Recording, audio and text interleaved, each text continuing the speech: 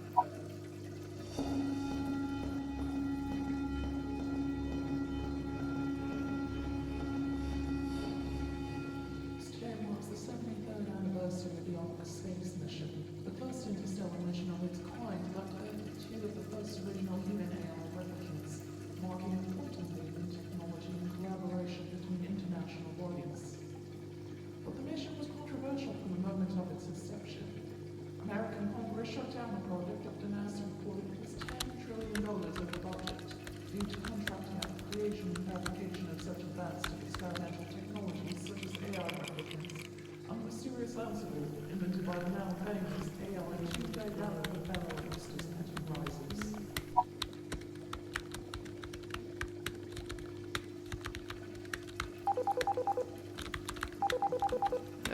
Sirius, can you hold on my calls? Of course.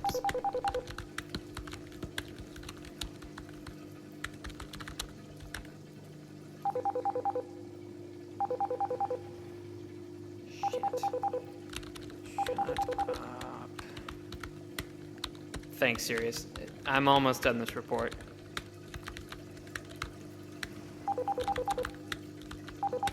Shit. What the hell is this? It's Roya? Sirius, why didn't you tell me it was Roya? You said to hold all of your calls, but my protocols are being overridden by a government member. God, okay. Of course she'd call from the Pentagon or something. Hello? Roya? Hey, is this feed working? Ben? Hey, Ben, are you there? I'm here. The connection is bad. Oh, wait, I just haven't turned on the video. Can you see me? Roya? Roya... shit. Hold on. There's whiskey all over the keyboard. What did you do? Did you break another one of those shitty glasses again? You heard that? Yeah, maybe. What number are you calling from? I can't answer that, I'm afraid. It's... Right. Here we go. Classified. Yep. Yeah, I was going to call you today. I didn't forget, if that's what you're thinking. Work has just been really busy. I'm sure it's been the same with you. You don't have to explain, Ben. It's been pretty hectic here, too. Thanks. Can't believe he would have been 12 this year. I know. A Spitfire. A headache. Most likely just a headache. That's the age when they start asking the big questions. We would have had to keep answering them. Yeah, he was early to the party on that one. What is love? What is time? Remember when he asked that one? What is the meaning of life? God, I'm glad he never asked that question. Are we alone? That I remember. That was tough. Yes. That's actually something I want to talk to you about. What, if we're alone? You're calling from a secure line, right? No, that's not it. Well, it sort of is. I have a new project, Ben. I was hoping you would consider being part of it. You mean another one of your secret military projects you could never tell me about? Yes, one of those. I'm not sure I'm interested. You will be. In this one, you will be. There's already been one of them done before, and mine is a continuation of it, you could say. The Arca mission? Yes, that one. That was years ago. What's your mission then? I can't tell you. Even over a secure line, this project isn't a military one. We need scientists. Some soldiers would be coming along for security and order. You're a xenobiologist. What more could they need? I can't say anymore. Of course you can't! Seriously, Roya, I don't know why you think I would help you. I can't just leave the Institute. I know you have obligations, but this one will trump them all when you know what this opportunity is. The opportunity that you can't tell me about? Again, not over the internet. You'd have to sign a non-disclosure as well once I give you more details. Then why are you calling, Roya, if this is classified beyond classified? I needed to hear your voice. Just to be sure I was making the right choice in asking you. You're not secretly inputting my biometrics into some CIA database, are you? No. You would be fairly easy to hack if we really wanted that information. Thanks. Don't worry. No one wants to hack you, as far as I know. But if you're interested in my offer, we should meet in person. I don't think I am interested, Roya. Sorry. But you haven't even heard what the offer is yet. You know it involves space. You're not even intrigued? I'm not in a place right now to be going off somewhere with you again. Mentally speaking, anyway. What? I'm just thinking of ways to change your mind. I don't even know what it would take for me to change my mind. What if I funded the Institute? What? How could you have that kind of money? We had no savings. It wouldn't be my money. What if I told you your institute, which I'm sure has limited government funds, could join under the umbrella of another wealthy host organization? I'd say... I'll believe it when I see it. Well, would you be open to seeing it? Maybe. I'll make you see it then. Good luck with that, but I think everyone lost interest in the environment when we broke it, Roya. You'll see. Anyway, I should go. Roya, before you go, Yes? do you remember that time we went camping near Gothic Basin? Of course. I remember that tent you insisted on bringing. It was beyond massive, and I ended up carrying it. But the stars... we couldn't see them with all that light pollution. Yeah. I was really hoping we'd see those stars. Thomas would see those stars. I know. Listen, if you accept what I'm offering, all I can tell you is that we would see them closer than anyone else has. Jesus. Okay, I promise I'll think about it. This tops Jesus, Ben. Talk to you later.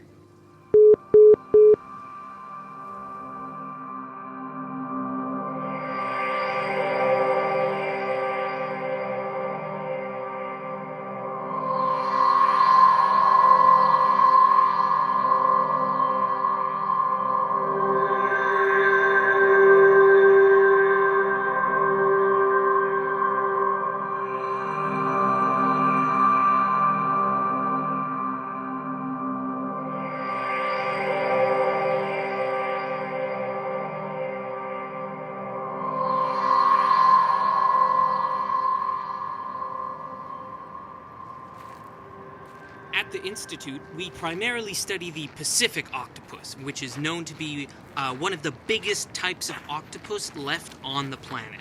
There are maybe 100 of them left in the world. They can crawl over these rocks, sneak out of the smallest hiding spots, and change their appearance entirely with the chromatophores that cover their bodies. Dr. Verrinder, sorry to interrupt, but you were saying earlier octopi are conscious... Octopuses. What? You can't put a Latin ending on a Greek word. Oh. Everyone makes that mistake, don't worry. But to answer your question, insofar as we understand consciousness, yes, octopuses could be considered conscious. Their intelligence widely exceeds all other marine life that used to exist. Do we understand consciousness, though? I think we understand it better than we ever have. We also have more empathy towards the fact that even if a creature is not like us, they will experience the Earth in a way that is just as valid as our own experience. If we take ourselves to be the baseline of a conscious being... Is she... hey, Tanya, can you take over? Of course, Dr. Verrinder. Great. Everyone hang tight. Tanya will introduce today's module, and I'll be right back. We usually end up on trips for weeks at a time now, trying to find octopuses in the wild. Many of the ones you see now, even at the aquarium, have been grown in a lab ever since the beginning of the Great Extinction. In conjunction with Alaska Pacific University, we have also managed to clone, with some success, pink salmon and some rainbow trout, which are completely extinct. I was surprised to hear you talk about consciousness that way. I thought you'd have a more in-depth analysis, considering you were a philosophy major. Years ago. They're only undergrads. You have to ease them into the consciousness talk so that they don't have a major existential crisis. Probably for the best. I remember when that was you. Yeah, when I didn't understand anything, having crises, growing my hair out. Yeah, I know. Neither did I, if that makes you feel better.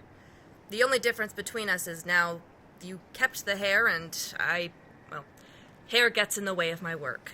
When I saw you just now from the distance, I was worried you had cancer. Thanks. If I had cancer, though, I wouldn't be here trying to recruit you. That's what you're here to do? I thought we determined over the phone I wasn't really into joining your top-secret project, Roya. Not until you show me the money, anyway. Ben, the least you can do is hear me out. It's the opportunity of a lifetime, and you'll get funding for your precious cephalopods. Okay. One question, though. Is it legitimate fieldwork? For real? Or am I just there to justify a military presence? You said they'd be tagging along for security, but you know it's never just that. No, of course not. Like I said, they're there for protection. It's legit fieldwork. That has to do with cephalopods? Yes and no. God, Roya. If I can tell you anything, it's that God won't exist by the end of this. Not on Earth. Not anywhere. That tells me absolutely nothing. I know. So will you hear me out? Fine. I'll hear you out and then say no. Sound good? Do we have to go somewhere where the NSA can't hear us? We do, although they would be the least of our problems. You'll have to come with me. Remote activation. To where? Engaged. Shit.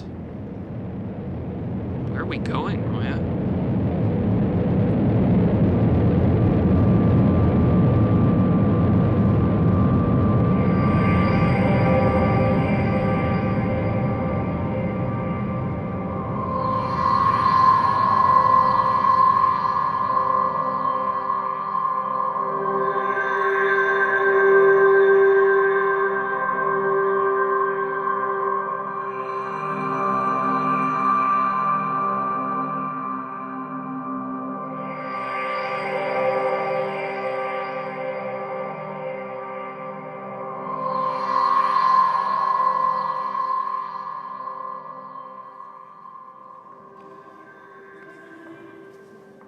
We're through here, Ben. You work for NASA now, Roya? No, I work for the American government. But NASA is an impartial organization we all gather under. The umbrella organization you were talking about. Good guess.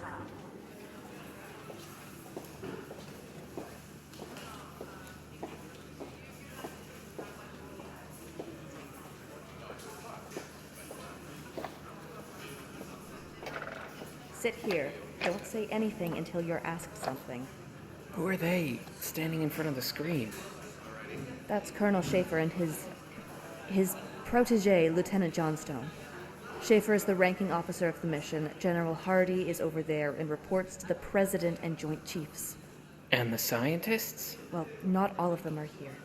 Some of them are already, on duty, I guess you could say.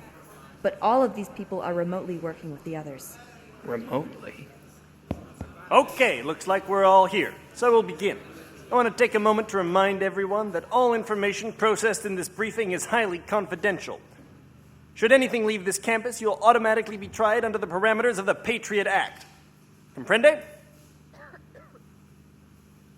Great. So this meeting is an update for those of you who have been with us from day one. This is also an introduction to our new recruit.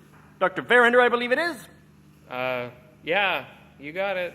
All right, Dr. Verrinder, Major Khan will fill in any gaps and questions you have about the mission after the briefing. Sir? Colonel? I haven't accepted the mission yet. I'm here to find out what it is. I thought you said you'd get him to accept on the spot, Roya. This is the nature of scientists, Colonel. We question everything before making decisions. But I did get him here. Fine, good enough. Doctor, you're subject to the same level of secrecy as everyone else in this room. If I find out parts of this mission have been leaked, even to your dog, I will court-martial you and Major Khan for treason. The taxpayer only needs to know so much. Understood, sir. I won't be a problem. But the dog... I'm the only one who gets to make jokes, Doctor, before you try to crack that egg. But your attempts at humor in these times are appreciated. Lieutenant Johnstone will give him the non-disclosure. Doctor, sign that piece of paper or you're out of here. You only have to sign once. Right there. The rest is just reading. All right. It seems pretty standard. Okay. Here you go. Then we're square. You can all turn your attention to the screen. This is the last communication we had from the probes via Ansible. They're all holding camp in a region we've tentatively named Arcadia Nautilus. Just over here. It's on the edge of the jungle region that the indigenous people inhabit. Just on the edge of the mountainous area, here. These are the Soma Mountains. Our objective now is to build relationships with the indigenous population and learn more about the exoplanet. Any questions about day-to-day operations can be directed to Lieutenant Johnstone. Johnstone! Yes, sir. What are you waiting for? Get up here and brief them. Yes, coming, sir. Day-to-days will include expeditions from base camp to jungle regions where these areas touch the Soma Mountains. Our team of cosmological sociologists in this area haven't been able to return too many computer-simulated scenarios as of yet. However, the spacecraft for this mission, the Li Guin, will have our most powerful AI yet, integrated into the mainframe. She will be the mainframe, correct? Yes. Octavia will be capable of connecting with our resources on the ground and will provide a measure of support. But since she's a next-generation AI, there will be some technological snafus with our ground forces. What exactly they'll be, shouldn't they be we'll only be able to tell once we're there. Hibernation. Just wait and listen. Okay, let's pass the baton over to Major Khan to finish up the briefing. Good work, Johnstone. Okay. Hi, everyone. I'm partially speaking for Dr. Reese as much as myself and my own research right now. At this current point in time, the indigenous population we've discovered are what we call the Manu, or just Manu. It's a colloquial term we're going with for now. They appear, without DNA confirmation, remarkably close to the human genus, with some variation, of course. But based on these initial reports, they have a lot of similar characteristics to humans. The most interesting thing the probes have observed is their curiosity and rapidly burgeoning intelligence. This is a species that has started to develop primitive tools and basic housing very quickly. So, they're like us. Why is that remarkable, Major? With all due respect, General, you have to realize that the chance of finding an exoplanet with intelligent life on the surface is extremely low, let alone a species that is like us in many ways. If you're leading me to a point, Major, now's the time to make it. Part of the Arca mission is to determine whether the panspermia theory could hold weight in the spread of DNA throughout the known universe. Civilian English, Major. Panspermia is the theory that human DNA came to Earth by some means such as an asteroid, meteorite, or even a visitation by alien civilization, General. But it's the kind of stuff you saw in Ridley Scott movies. I don't think there could be any actual scientific weight to that theory. Thank you, Dr. Verrinder, for that explanation. I'm also skeptical, General, but the first expedition to the planet found something I even have trouble explaining. Which is? A signal was picked up from the planet. It was from Pioneer 10. Carl Sagan made sure Pioneer 10 was sterilized of all human DNA before it was launched, though. It's true Sagan and Drake said they sterilized the probe, but we have reason to believe that they may not have been telling the truth, or some sort of protocol was compromised, in which case some of our human DNA may have survived and landed on the planet attached to the probe. So you're all saying that we may be responsible for the birth of a new species on a planet we haven't known about for at least a century? We have no other good explanation for this, General. The planet is about 4 light years away, relatively near Proxima. And time dilation aside, the probe somehow ended up there and withstood re-entry into an atmosphere. In which case I'd say someone, and not just something, is summoning us to Arca-45672. Who do you think is summoning us, Colonel? We've tentatively called them the Visitors, General. We have no idea what they look like, if they're still there, or how much a hand they've had in all this. But we think they placed Pioneer 10 there and even possibly engineered the Manu and left them. Which is why we're thinking panspermia theory could be a reality. If they could have picked up Pioneer 10 and visited the Arca solar system, they must have technology that has reached light speed or faster. Jesus Christ. If it's true, Jesus doesn't really live here anymore, sir. Fine. Finish your briefing, Major. Okay then, as I'm sure you're all beginning to see, there are multiple objectives to the second Arca mission. And the first ever with human beings on board. Yes, but finding Pioneer 10 is a subsidiary goal compared to our studying the indigenous people and making the first ever contact with an alien life form. Wait. I thought all of you said you sent probes, AIs, whatever. How do you have so little information? It's a very large moon, sir. The biggest orbiting the main planet, Arca. But we've managed to do a cursory survey of the planet from afar, like determining basic geography and weather patterns. However, there's also a strong magnetic field we believe is messing with some of our probes. So a lot of our interpretations from the data right now are coming from sociologists, geologists, xenobiologists over here on Earth. But scans aren't enough to really determine anything of this scale, sir. I see. So, where do I come in all of this? Your expertise, Dr. Verrinder, is of the utmost importance to us. If you look at the map up on the screen again, you'll see heat map notations of the caves, as well as infrared photographs of one of the interiors. It looks like ice. It's all cold from what I can see on these maps. Yes. In these caves we have found what we're calling great giants.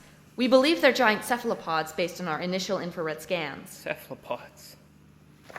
How great is great? We can't be sure exactly, but our best guess is bigger than the mammoths and mastodons that used to roam the north, if that's any indication. We aren't entirely sure. But you want me to come with you on this mission to study them? If we can even find them, Dr. Verrinder. We plan to try. According to the probes, these creatures are in the ice.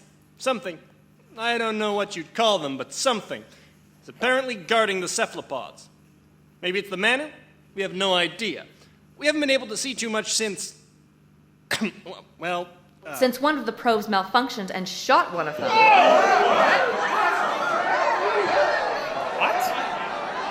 I knew they should have waited to send out the AIs. But those MIT guys were so pushy, remember? They said there were no flaws in the program. Guess they were very wrong. You shot one of them? What the hell is wrong with all Ask of you? Johnstone, he's the computer expert. It was an accident. They had gotten too close to the core and it overheated and blew up. Some of the shrapnel probably hit one of them. This is not good practice. I don't even understand why they bothered to send faulty equipment. All of you, lay off. Like he said, it was an accident. Or the hell it was an accident. That's enough. I've heard everything that I need to hear. Colonel, I'll be in touch. Yes, sir.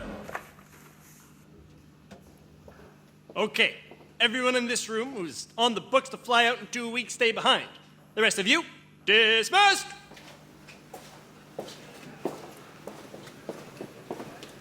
Well, Dr. Verrinder, it looks like you have a choice to make. When do you need to know my decision? Ideally, right now would be convenient, but I'll give you until Monday. If you do decide to come with us, there's some basic information you need to know, forms to fill, training to complete, before we head out. That's right. We're traveling at 0.8 C. We're asleep for most of it. But it will take about 4.5 years with acceleration and deceleration, and that's just one way. That's a tough call. And you better get thinking, Doctor. Major Khan will take you back to your institute to mull it over. But we hope you say yes. Let's go, Dr. Verrinder. Remember, not a word to anyone on this. Of course, Colonel. Thank you. Wow. Roya. Not here. Let's talk outside.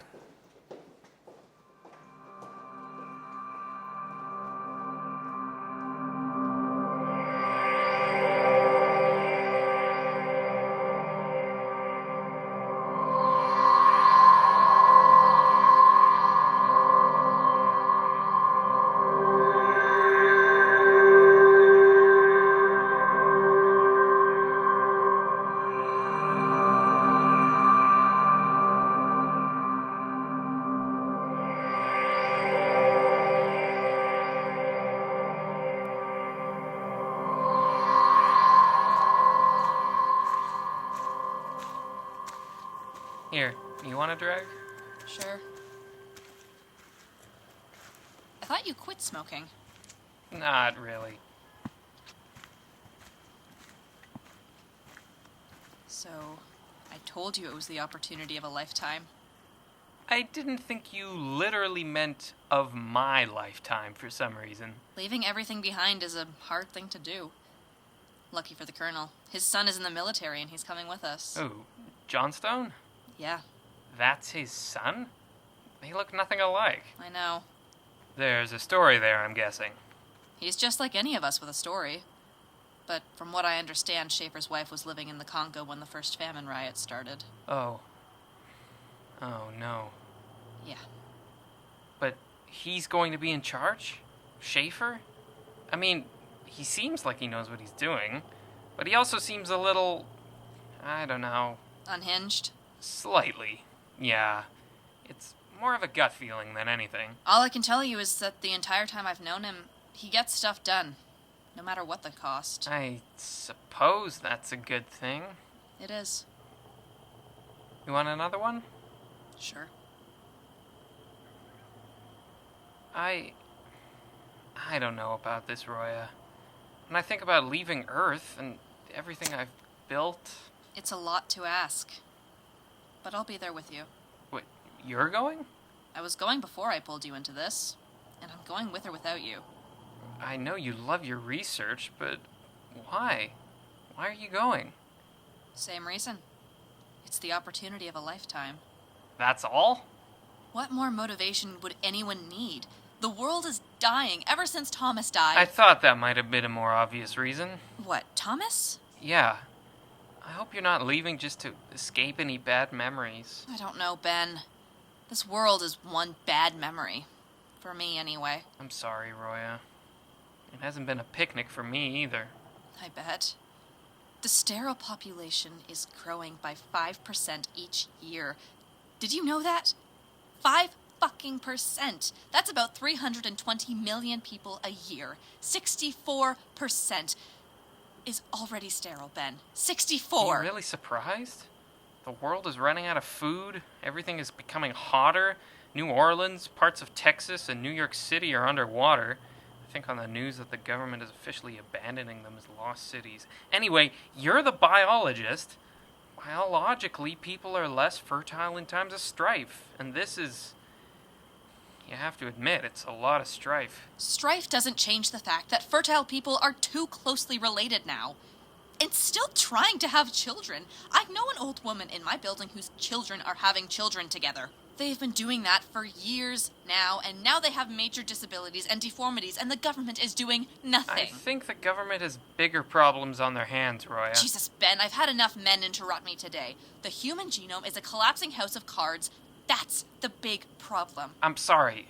I'm not disagreeing with you, but we did this to the environment, and now it's paying us back. My question is, how does a space mission help that? It helps because anything NASA has ever done has benefited life on Earth.